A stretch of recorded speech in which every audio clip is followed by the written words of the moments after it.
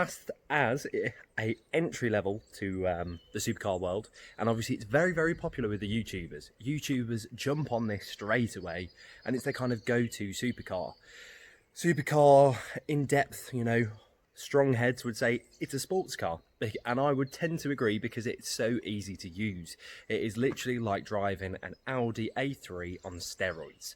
So without further ado, let's get into it to the 5 things I love about the Audi R8. Coming in at number 5 is the speed and the ease of that coming on and off. Literally, the soft top has got to be one of the most easily usable and utilisable soft tops on the market today. It literally goes away in what feels like a click of your fingers, and it is literally stowed away or it comes out to play, and either way it's very, very easy. These top 5 are going to be very boring because this car is just so good.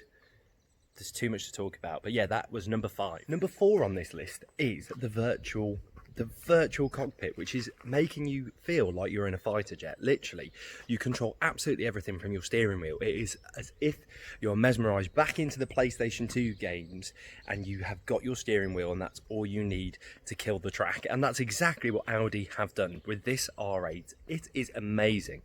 The graphics, the display, the feedback, it's bang on. You know what?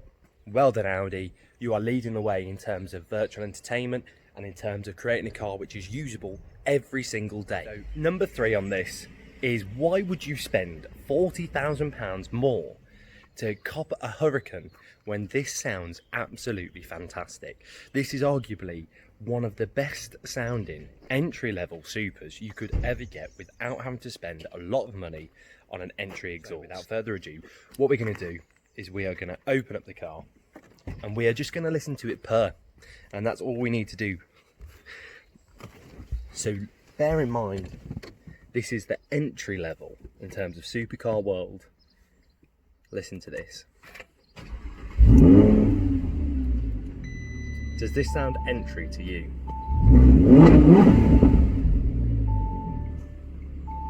Doesn't to me.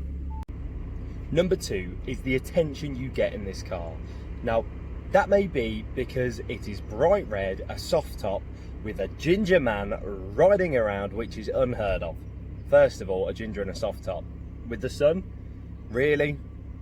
Factor 50 is needed, so if there's any sun cream brands which want to sponsor, get at me. Otherwise, let's get to it. Realistically, driving this round, you get such a mixed bag of emotions. So you love the car. It's literally like, it's like an opera. It just keeps on giving, you keep on hearing, and it literally is the best thing ever. It is so refined, it's a comfortable place to be, but the reactions you get are very mixed.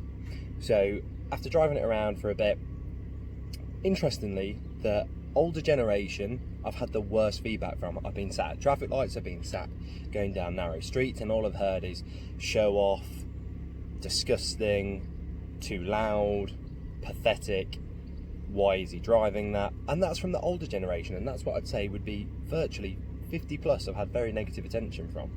I'd say going from kind of 30s to 40s, I've had glances, thumbs up, nice car mate, which is lovely to hear, but the car which resonates with the best demographic is actually the younger generation. This car is their poster car. I mean, for me it was the Gallardo growing up, and I think for the younger generation it is the Audi R8. It is literally Iron Man's car. I have been Iron Man whilst having this car, and I absolutely have enjoyed it. But yeah, so the reactions, if you don't want a car to turn heads and you just want something with speed and power, get a GTR all day long. However, if you want to be a bit of a showstopper and a show off, first of all, grab an R8, and secondly, take the roof off. Thirdly, get it in a mad colour and just enjoy. But just remember, just because you like something doesn't mean that everybody else is going to agree with you, and also you will get a hell of a lot of negative feedback also. Which leads me directly into number 1. The one and only fact is that this is usable. It's a daily driver. You could have this every single day of the week, unless you're literally blizzarding, or if you want to get your Christmas food shop, I'd say, then I'd still say, get a little tow bar, weld it to the back and use it anyway. But literally, Audi, well done. You have created the ultimate drivable daily supercar, and anybody who is in the market for an Audi R8, I'd say firstly, go and test drive or hire one. Just see how you bond with the car, but do not give up, because this car is going to steal your heart, and it has done for me. So that is my 5 things I love about the Audi R8. And bottom line, would I recommend this car over this 5 things I hate and 5 things that I love? Absolutely. So the OC Super's usability, wantability and downright review of the car would be 8 out of 10.